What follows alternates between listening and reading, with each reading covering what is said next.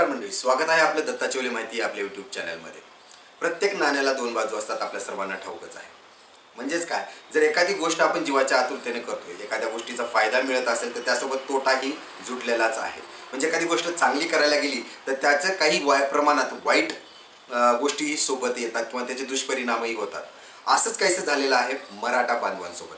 कारण आपण पाहतोय मागच्या दशकापासून, म्हणजे तो मूक मोर्चा असेल, मराठा क्रांती मोर्चा असेल, उपोषण असतील, आंदोलनं असतील, या सगळ्या गोष्टी जीवाच्या आतंकाने मनोज जरांगे पाटलांनी केल्या। कशासाठी? तर ओबीसी मार्फत आरक्षण मिळवण्यासाठी। आणि त्यांना बऱ्याच प्रमाणात यशही मिळालेलं आहे। बऱ्याच प्रमाणात मराठा बांधव आता ओबीसी मार्फत आरक्षण मिळवायला पात्र झाले आहेत किंवा त्याचा मार्गही मोकळा झालेला आहे। परंतु आता या यशाचं सेलिब्रेशन म्हणजे जल्लोष करायचा का अवलोकन करायचं? मी जसं म्हटल्याप्रमाणे प्रत्येक नाण्याला दोन बाजू असतात, याचं अवलोकन करायचं की यशाचा उत्साह साजरा करायचा, हाच काय तो पेच आता मराठा बांधवाला पडणार आहे।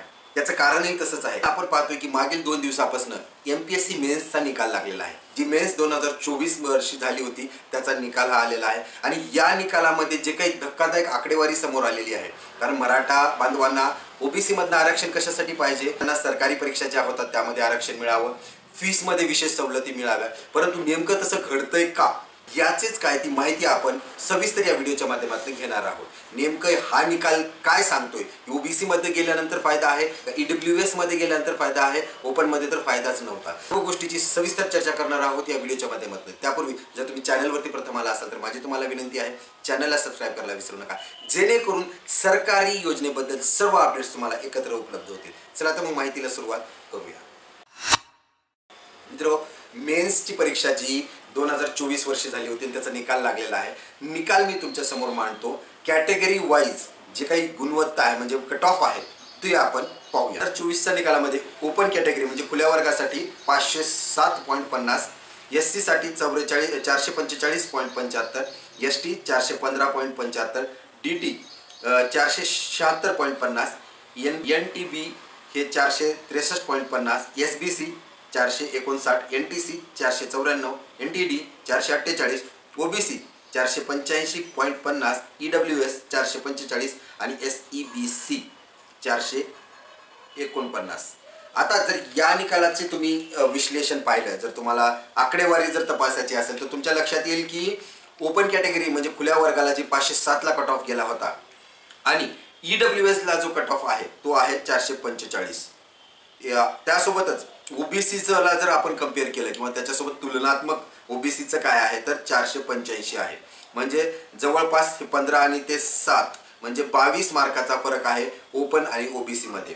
परंतु जर ओपन आणि ईडब्ल्यूएसचं जर आपण कंपॅरिझन केलं तर हे म्हणजे 52.50 इतका फरक आहे ओपन आणि ईडब्ल्यूएस मध्ये। मग 50 मार्काचा फरक मोठा की यानंतर जो काही 20-21 मार्काचा फरक मोठा, तर ते आपण कॅल्क्युलेशन्स करू शकतो। तर अशा प्रकारे हा जो निकाल आहे त्यामध्ये ईडब्ल्यूएसचा जो कट ऑफ आहे हे अतिरिक्त सांगण्याची गरज नाही आहे, तुम्ही सर्व सुज्ञ आहात। ईडब्ल्यूएसचा कट ऑफ हा ओबीसी पेक्षाही कमी आला आहे।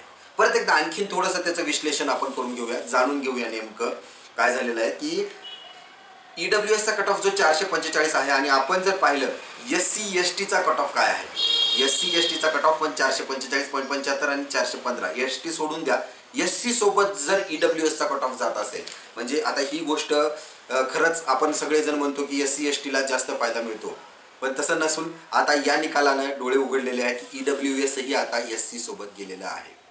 म्हणजे पहा आता हे असं का घडलंय हे जाणून घेणं गरजेचं आहे। मागील 2 वर्षापासून बऱ्याच साऱ्या पश्चिम महाराष्ट्र असतील किंवा महाराष्ट्रातल्या बहुतांश विद्यार्थ्यांनी त्यांचं कास्ट सर्टिफिकेट हे ओबीसी मार्फत करून घेतलेलं आहे।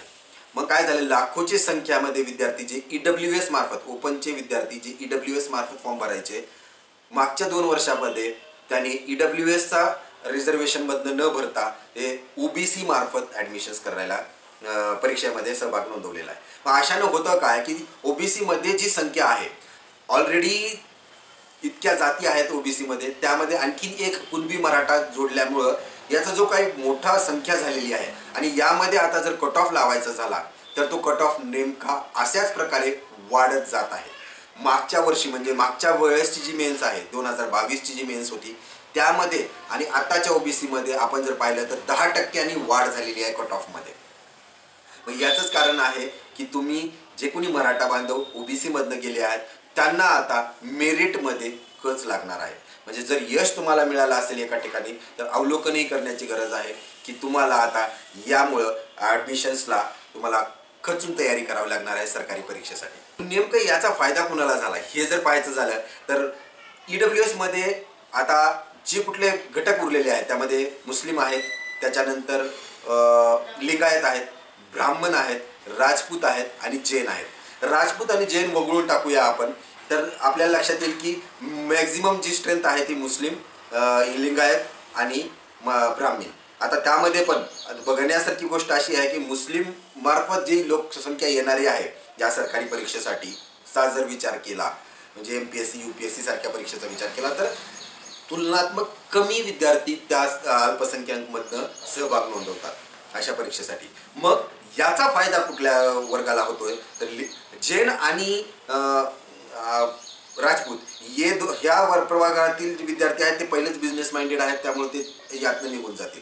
आता फायदा होतोय ते नेमकं लिंगायत आणि ब्राह्मणाला. म्हणजे नेमकं आपण ज्यांच्यासाठी झगडलो ज्याच्याशी झगडलो त्यालाच याचा फायदा झाला असं काही तर थोडक्यात होतंय. आपल्याला कुठलं मत मांडायचं नाहीये, जी काही वस्तुस्थिती आहे ती आपण समोर पाहत आहोत. लक्षात घेण्यासारखी बाब अशी आहे की मागच्या परीक्षेच्या प्रमाणात जसं ओबीसीचा कट ऑफ 10% वाढला, ओपनचाही कट ऑफ काही प्रमाणात वाढला, SC STचाही कट ऑफ काही प्रमाणात वाढला, तसं EWSचं विपरीत झालेलं आहे.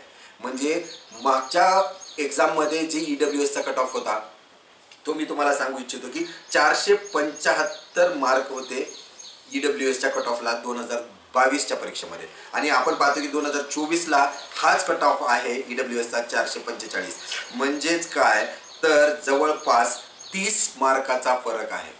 आपण पाहतो एका मार्कानं पूर्ण अशा केंद्रीय परीक्षा असतील किंवा राज्यसेवा परीक्षा असतील किती संख्येचा फायदा म्हणजे एका मार्कानं होतो आणि इथं 30 मार्काचा फायदा. म्हणजे हे विपरीत घडत आहे. म्हणूनच मी मगाशी म्हटलं की नेमकं यामुळं खरंच फायदा होणार आहे का, फायदा होणार आहे का, नाण्याची चांगली बाजू जर पाहायचं झालं तर खरंच फायदा होणार आहे. ओबीसी मधनं आरक्षण मिळाल्यामुळं तुमची फीस वाचणार आहे, बऱ्यापैकी राजकीय आरक्षण आहे किंवा केंद्रातल्या ज्या काही परीक्षा आहेत त्यामध्येही आरक्षण तुम्हाला लागू होणार आहे. कारण EWS म्हणा किंवा बाकीचे SCBC आहे, SBC आहे हे राज्यापुरतं सीमित आहे. केंद्रीय परीक्षा जर द्यायची असतील तुम्हाला सेंट्रल गव्हर्नमेंटच्या तर तुम्हाला OBC सारखा मोठं हतियार किंवा छत्री लागणार आहे ज्यामध्ये की तुम्हाला आरक्षण फायद्याचं ठरणार आहे. परंतु जर तुमचा नंबरच नसेल लागत तर ती फीस माफ जी काय होणार आहे किंवा तुम्हाला फीसमध्ये सवलत होणार आहे याचा फायदा लांबचाच आहे. पहिलं आहे तुमचा नंबर लागणं. आता ही होतं जवळपास विश्लेषण. आता शीतावरनं भाताची परीक्षा घ्यायची का हे आपण ठरवायचं आहे. आणि नेमकं येणाऱ्या काळात हा निकाल जो काही MPSCचा आहे तोच परत मेडिकलला दिसणार आहे का, तोच परत इंजिनिअरिंगला दिसणार आहे का, की आता हे जे मिळालेले यश आहे याचा पडसाद कशा उमटणार आहे ते आपण सातत्याने जाणून घेत राहूया. त्यासाठी विनंती आहे चॅनलला सबस्क्राईब करा. धन्यवाद.